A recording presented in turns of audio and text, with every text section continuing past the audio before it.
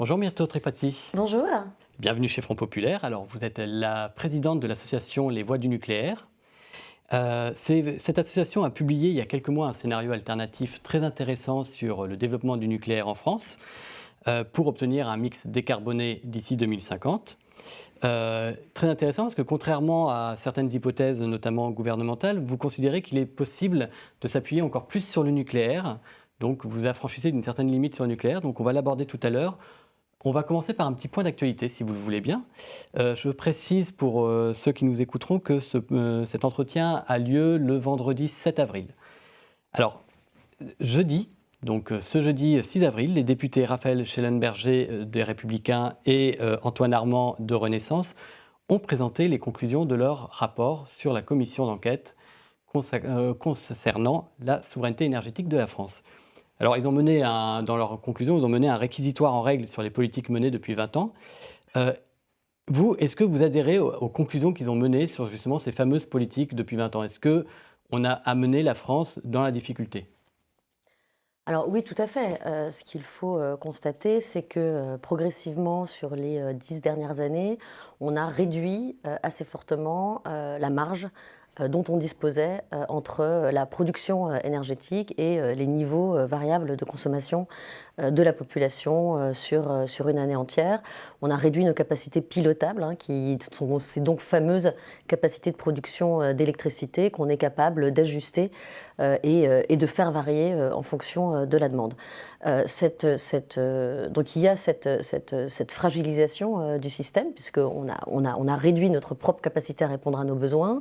On s'est appuyé de manière croissante sur nos voisins, en partant du principe qu'eux-mêmes avaient conservé ces capacités. Et finalement, pourquoi est-ce qu'on a réduit ces capacités pilotables? Parce qu'en fait, elles sont de trois natures.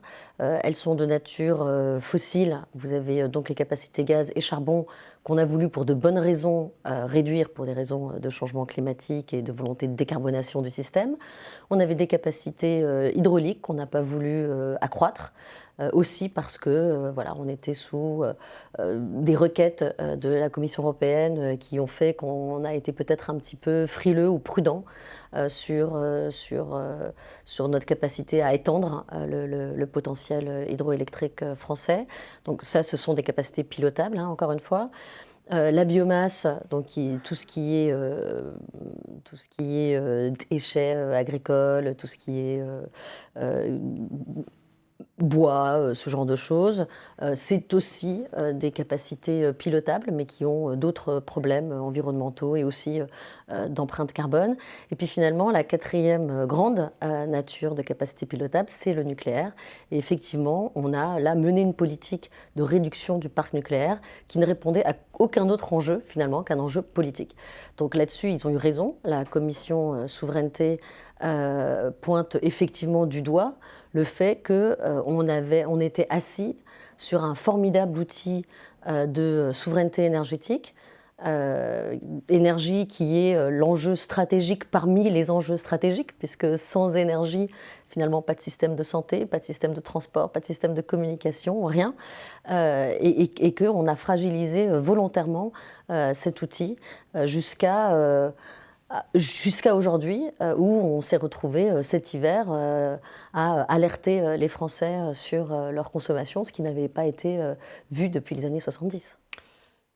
Donc les deux députés et bien évidemment l'ensemble de la commission ont proposé 30 propositions à peu près. Donc on ne va pas toutes les citer. On peut parler de la suspension de l'Arenh, on peut parler de plus de responsabilités confiées aux scientifiques, du rattachement du ministère de l'énergie non plus à l'écologie mais à l'industrie, ce qui était le cas auparavant, une redéfinition du déploiement des renouvelables. Donc est-ce que ces 30 mesures vous paraissent à la hauteur de l'enjeu?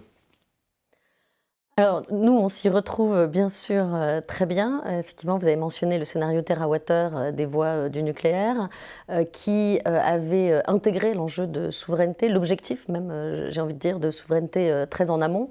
Et on retrouve énormément des propositions que nous faisons dans ces fameuses 30 propositions. Elles sont peut-être celles qu'on peut mettre en avant et qui n'ont pas été peut-être mises autant qu'on devrait dans le débat public, ou en tout cas dans les suites de ces conclusions, c'est d'abord que si cette situation de fragilisation politique de notre souveraineté nationale et du socle de notre développement et du bien-être de la population a été mise à mal de cette manière, c'est parce qu'il y a eu une déconnexion un petit peu de la population progressive du nucléaire, de ce qu'était le nucléaire, de qu'est-ce que c'était en tant qu'objet technique, scientifique. Et donc c'est très important de se souvenir que finalement cet étouffement de la filière nucléaire progressive qu'on a retrouvé dans la manière dont les autorités de régulation étaient organisées, qu'on retrouve dans la manière dont au ministère le traitement du sujet du nucléaire a été rattaché à l'environnement, un ministère qui était chapeauté systématiquement par des ministres qui ne faisaient absolument pas mystère de leur politique antinucléaire, etc. Enfin, il y a eu tout un environnement, accès au financement, développement des projets, médiatisation à outrance, etc., qui progressivement ont étouffé la filière, l'ont amenée au niveau où elle en est aujourd'hui, et qui n'est pas que la responsabilité des politiques. C'est aussi la responsabilité d'une population qui s'est un petit peu laissée aller, de médias qui se sont un petit peu laissés aller vers cet antinucléarisme finalement très idéologique, très dogmatique, s'appuyant assez peu sur les faits. Et il est très important qu'on prenne note dans les conclusions de cette commission de cette importance de réassocier les faits et la science à la décision politique et au débat public, parce que sinon on aura fait cette commission pour traiter du passé et on s'apprêtera finalement à répéter les erreurs futures parce qu'on n'aura pas assaini le socle de la décision. Et il est indispensable d'assainir le socle de la décision pour se projeter vers l'avenir, pour rétablir notre situation. Et se projeter vers l'avenir, ça veut dire aussi s'assurer que tous les projets de recherche, tout notre effort de l'avenir technologique et scientifique qu'on se donne sont aussi menés à bien. Et ça, la Commission l'a souligné et je pense que c'est quelque chose qu'il faut mettre en avant. Vous parliez tout à l'heure de la population, mais finalement, vous devez être plutôt rassuré quand vous voyez justement les sondages, les récents sondages qui montrent une progression de l'opinion en faveur du nucléaire. Ça doit plutôt vous rassurer, non ? Alors ça me rassure. Ce que je souhaiterais, c'est que ça ne soit pas un effet de mode, que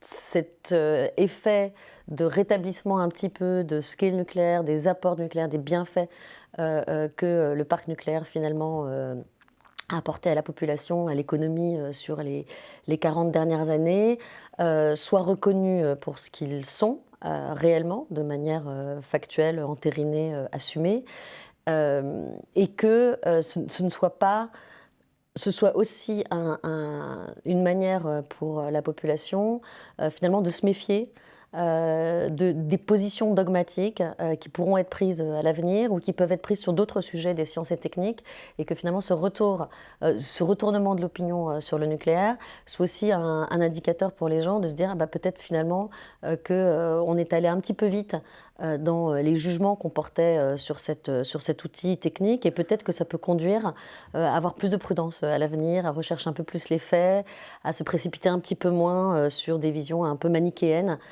que le débat public ou médiatique peut apporter sur des sujets techniques divers et variés. Justement, vous parlez du débat public. Alors moi, j'ai envie de vous parler un petit peu de la contre-offensive des antinucléaires. J'ai envie de l'appeler comme ça, parce qu'on sent bien que depuis quelques semaines, il y a une reprise en main de cet aspect. Je pense Marie Tondelier d'Europe Écologie Les Verts. Je pense Émeric Caron qui parle des leucémies enfantines à proximité des centrales. Je pense à hier Julie Laernos d'Europe Écologie Les Verts qui confond nucléaire civil, nucléaire militaire.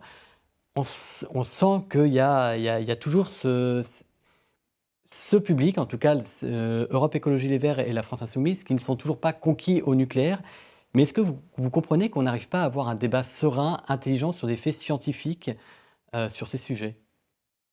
Alors on commence à l'avoir de plus en plus. Je pense qu'il est important de souligner que parmi les sympathisants et les membres d'Europe Écologie Les Verts et de la France Insoumise, il y a de plus en plus de gens qui se réclament favorables au nucléaire, que la position de ces partis ou de ces sympathisants n'est pas du tout aussi caricaturale que celle qui est portée par leurs dirigeants. Je pense que ce sont aussi beaucoup des postures politiques. Europe Écologie Les Verts a dans ses statuts de considérer que l'antinucléarisme est fondatrice de son positionnement. Et effectivement, revenir là-dessus va être extrêmement compliqué parce que ces personnes ont construit leur carrière, leur crédibilité politique, ont construit leur plateforme. C'est aussi un sujet qui les réunit parce que finalement, il y a énormément de tendances au sein d'Europe Écologie Les Verts. Et finalement, l'antinucléarisme était historiquement leur manière pour eux, pour toutes ces factions finalement, de trouver un point d'entente et de trouver quelque chose aussi qui soit assez facile à porter dans le débat public. Donc il faut, je pense, dissocier ce qui est une posture et une tactique politique de la part des cadres de ce parti et de ce qui est une réalité finalement de l'opinion publique des gens et notamment de la jeunesse, puisqu'on voit que chez LFI et chez ELLV, c'est beaucoup au niveau des populations les plus jeunes, parmi leurs sympathisants, que le nucléaire commence à revenir assez fortement en force. Dernier point sur l'actualité avant d'aborder votre rapport. J'ai envie de vous interroger sur le regard que vous portez sur tous les débats qu'il y a en ce moment sur cette presque guerre, j'ai envie de dire, énergétique entre la France et l'Allemagne au niveau européen. Est-ce que vous trouvez que la France défend bien ses intérêts aujourd'hui? Parce que pourquoi je pose la question, c'est qu'on a bien vu dans le rapport, ça a été souligné, Henri Proglio en a parlé, mais pas que lui, que le suivisme vis-à-vis de l'Allemagne nous avait coûté finalement assez cher. Est-ce qu'on a pris la mesure de justement l'enjeu? Alors, la France défend bien désormais ses intérêts au niveau européen, a gagné plusieurs batailles qui n'étaient pas forcément évidentes au départ et dont on parle assez peu d'ailleurs dans la presse nationale. Il serait bon, on profite pour le dire en passant, que les questions européennes soient un peu plus présentes. Effectivement, je vous remercie de poser la question. Donc la France défend bien ses intérêts parce que contre, ce qu'on peut souligner, c'est qu'en fait, on a énormément de retard à rattraper. Effectivement, la Commission européenne a un biais antinucléaire assez marqué, avéré. Aujourd'hui, vous avez tous les systèmes de financement et les mécanismes de financement de la Commission européenne vers les États membres qui aujourd'hui excluent le nucléaire de manière absolument systématique. Donc vous avez des fonds qui sont peut-être peu connus, mais qui drainent des centaines de milliards d'euros de financement, comme le Just Transition Fund, comme le Fonds de développement régional, tous les labels, tous les mécanismes qui dépendent du Green Deal, dont la taxonomie, plus récemment le Net Zero Industry Act, qui accompagne le développement des projets industriels. Et donc tout ça, ce sont alors évidemment des sommes budgétaires assez phénoménales, qui font levier sur des capacités de financement privées, donc qui ont vocation à entraîner un financement de la part des grandes banques et des fonds d'investissement privés qui viennent abonder pour le développement des projets. Et puis vous avez tout un volet d'accélération réglementaire, d'accompagnement sur les programmes académiques, etc., qui sont essentiels pour s'assurer que ces projets voient le jour. Et effectivement, l'Europe, jusqu'à assez récemment, avait plutôt une vision assez négative du nucléaire et qui est difficile à mettre en lumière parce qu'en fait, elle repose sur un jeu de définition. Et toutes les politiques aujourd'hui européennes qui s'adressent soit aux renouvelables, soit aux technologies soutenables, soit aux technologies vertes, soit aux technologies propres, derrière tous ces termes, à chaque fois, et selon les programmes qui sont mis en œuvre, il y a une définition qui est différente. Qui intègre ou pas le nucléaire. D'ailleurs, l'hydro aussi est énormément challengé, n'a pas toujours sa place au sein de ces programmes-là. L'éolien et le solaire l'ont systématiquement, mais parfois est accueillie la biomasse ou des technologies de carbon capture and storage qui ne sont pas toujours très très viables ou très matures sont intégrés selon le rapport qu'on a et selon les objectifs que ces programmes cherchent à atteindre. Et du coup, ça rend la chose extrêmement confuse, très difficile à traduire pour les gens, même pour les décideurs. Et il y a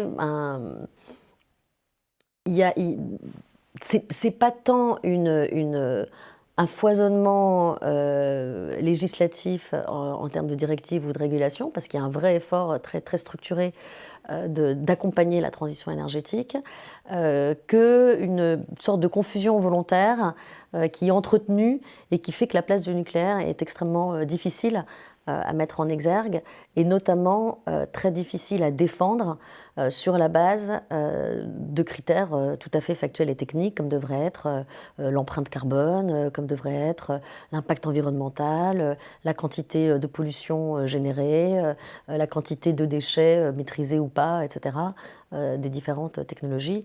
Et tout indicateur sur lesquels le nucléaire en général se positionne plutôt très bien et dont on souhaiterait qu'il soit traité de manière un peu plus factuelle. Alors on va l'aborder. Excusez-moi pour des réponses très longues, je sais que c'est un peu mon défaut. Pas de souci avec ça. On va aborder maintenant le fameux rapport TerraWater, si vous le voulez bien. Alors déjà, tout simplement, pourquoi ce scénario? Pourquoi avoir planché sur ce scénario? Alors, il est peut-être antérieur à celui de RTE 2050, qui est le grand document de référence aujourd'hui des politiques énergétiques. En tout cas, je le perçois ainsi. Est-ce que c'est-à-dire que le scénario 50% renouvelable, 50% nucléaire était un scénario qui ne vous convenait pas? Alors, je pense qu'il faut commencer par dire que le travail d'RTE a été absolument considérable et sans précédent. Sans précédent en Europe. Et j'ai cru comprendre qu'il était également sans précédent dans le monde, parce que les Américains s'y intéressent et n'ont jamais modélisé un système électrique. Me permet de préciser qu'RTE, c'est le réseau de transport d'électricité. Absolument. Et qui donc a été mandaté par le gouvernement pour faire plusieurs scénarios, en réalité 6, qui tendaient à regarder quelles pourraient être les différentes tendances et les différents mix énergétiques qu'on pouvait viser pour la France, pour une France décarbonée en 2050. Donc ce rapport qui a sorti 6 scénarios variables avec des visions et des projections variables a été un travail tout à fait énorme qui effectivement, pour nous, même si on en reconnaît énormément la valeur, et on s'appuie beaucoup sur le scénario RTE et ses conclusions et les travaux qui ont été menés, présentait plusieurs difficultés qu'on a voulu corriger pour nous-mêmes, pour se convaincre. La première, et c'est peut-être la difficulté principale, mais qui était structurelle et qui n'aurait pas pu être évitée par RTE, c'est que les données d'entrée qu'ils ont utilisées sont les données d'entrée qui leur ont été fournies par les industriels. Les déclarations des industriels à un moment donné, donc le scénario est sorti de mémoire, les scénarios RTE en 2020. 2021. Voilà, donc ils ont commencé à travailler, à interroger les industriels sur la période précédente. Donc voilà, on était dans un cadre législatif qui était celui de la loi de transition énergétique. On venait de traverser la phase de Covid. On était dans une situation qui, énergétiquement parlant, est extrêmement différente de celle qu'elle est aujourd'hui. Et les industriels se sont exprimés. Peut-être EDF avec la vision de la responsabilité qu'il portait pour le pays, de ce qu'étaient ses obligations dans le cadre de la loi, du fait qu'il allait être tenu de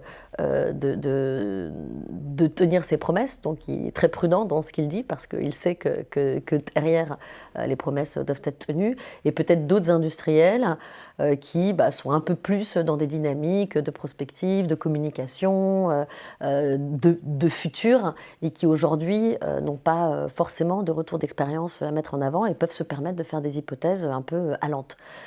Voilà. Et donc RTE a dû prendre ces hypothèses-là en compte et n'a pas pu s'en affranchir complètement, ce que nous avons essayé de faire. Et donc l'objectif du scénario TerraWater, en réalité, est né d'une inquiétude qui était qu'on avait regardé tous les scénarios qui existaient. Donc c'était les scénarios RTE bien sûr, mais aussi l'ADEME, Négawatt, un certain nombre d'autres. Et en fait, tous ces scénarios nous paraissaient manquer de réalisme. Pour chacun de ces scénarios, il y avait des éléments qui pour nous constituaient des paris technologiques pour certains, immaturité des technologies mises en avant et de la réalité de ce que leur déploiement industriel pouvait être. Par exemple, on avait des technologies qui aujourd'hui sont à l'état de R&D, dont on considère qu'elles vont être déployées partout sur le territoire, mises en œuvre au sein des foyers, mises en œuvre par les industriels, fabriquées industriellement d'ici à 20-30 ans. C'est comme ça d'ailleurs le fameux scénario 100% renouvelable sur lequel s'appuient beaucoup de partis politiques, il est bien stipulé qu'il s'agit de paris technologiques, qui reposent sur des paris technologiques. Et des paris technologiques majeurs, puisque entre 80 et 90% des technologies mises en œuvre sont aujourd'hui à l'état de démonstrateur ou de R&D. Donc on a voulu s'affranchir de ces paris technologiques, on a voulu s'affranchir des paris géopolitiques. Aujourd'hui, par exemple, la dépendance sur nos voisins frontaliers, partant du principe que, donc c'est un exemple dans RTE, typiquement N03, où vous avez des moments où la consommation française dépend à 30% des importations que le voisin allemand voudra bien nous livrer à un moment où on suppute qu'il sera lui aussi en tension sur son approvisionnement électrique.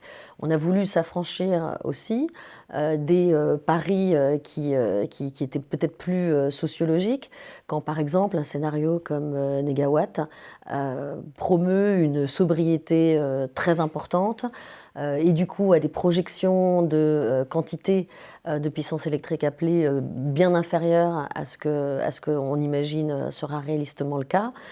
Et donc du coup on regardait l'ensemble de ces scénarios et on s'est dit mais en fait ça ne fait pas de sens, on ne va pas y arriver.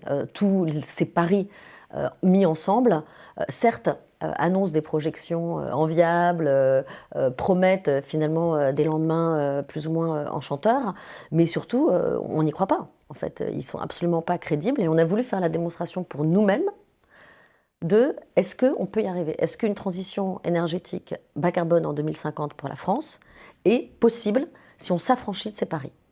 Si on considère qu'on doit s'appuyer que sur des technologies, des ressources dont on dispose en France. Est-ce qu'on a les matériaux pour faire ce qu'on promet de faire ? Est-ce qu'on a les capacités de déploiement industriel des technologies qu'on veut mettre en œuvre ? Est-ce que si on se retrouve dans une situation géopolitique où nos voisins ne sont pas en capacité de venir à notre secours, est-ce qu'on sait s'en sortir ? Est-ce qu'on sait alimenter les Français de l'énergie dont ils ont besoin au quotidien pour leur foyer, mais aussi pour leur activité professionnelle et puis pour tous les services associés ? Et c'est l'exercice qu'on a mené, de commencer par se débarrasser de tous ces paris. Ensuite, on a pris deux autres partis pris très forts qui ont fondé le scénario. Le premier, c'était de dire faire varier les différentes technologies sur la base de curseurs, un petit peu plus de ceci, un petit peu plus de cela, faisait pas beaucoup de sens pour nous parce que les différentes sources d'énergie n'offrent pas le même service en réalité au système électrique.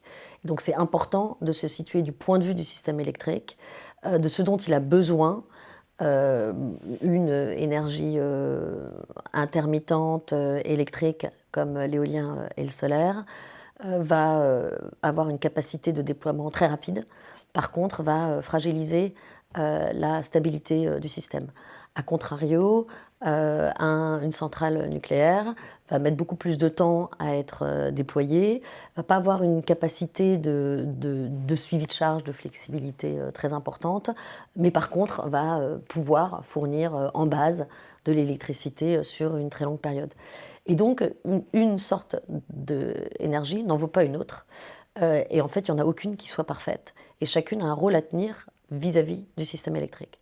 Donc, on a voulu remettre le système électrique au centre de la réflexion. Ce qui est intéressant, c'est que vous parlez dans ce rapport, donc vous parlez de révolutions techniques qui se feront peut-être un jour, notamment en termes de stockage et d'électricité. Donc, ce qu'on a dit, les fameux paris, où ils en sont aujourd'hui.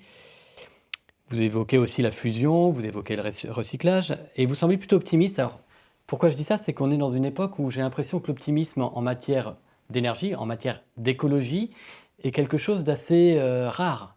Il est rare de tenir un discours plutôt positif sur ces sujets-là. Est-ce que vous n'avez pas peur, justement, je crois qu'à un moment vous écrivez finalement les modes de vie changeront encore, certainement et pour le mieux. C'est pas un discours que j'entends beaucoup quand je suis l'écologie. Vous n'avez pas peur qu'on vous classe dans la catégorie ce qu'ils appellent aujourd'hui climato-rassuristes? Quelle est votre position? Comment vous vous positionnez, vous? Alors écoutez, on est effectivement optimiste, mais on est optimiste parce qu'on a fait l'exercice d'être pessimiste et de voir ce qui se passait si on considérait qu'on ne pouvait s'appuyer que sur ce qui existait déjà et qu'on prenait des positions et des hypothèses très conservatrices sur la capacité que les gens auront à maîtriser leur consommation, sur la capacité, encore une fois, qu'on aura à faire des découvertes et des grandes innovations, etc. On a pris toutes ces hypothèses finalement assez pessimistes et on a fait la démonstration qu'on y parvenait. Et ça a été une conclusion extrêmement optimiste. Effectivement, on s'est rassuré. On n'était pas du tout sûr de la conclusion à laquelle on allait arriver. Et c'est un message très fort du scénario de dire finalement, ce qui paraît être un enjeu inatteignable, cette transition énergétique, remplacer 80% de nos sources d'énergie aujourd'hui très carbonées par du bas carbone et renouveler les 20% de bas carbone qui existent déjà, révolutionner notre système énergétique qui est ce sur quoi notre civilisation s'appuie, dans des temps finalement très courts, hein, parce que 2050 c'est dans 37 ans maintenant, donc c'est même pas l'espace d'une génération, en fait c'est possible, ça marche. Et on a fait l'exercice et on l'a modélisé avec toute la prudence, tout le conservatisme qu'on pouvait imaginer sur chacun des paramètres et des critères. Et on a fait la démonstration que c'était possible.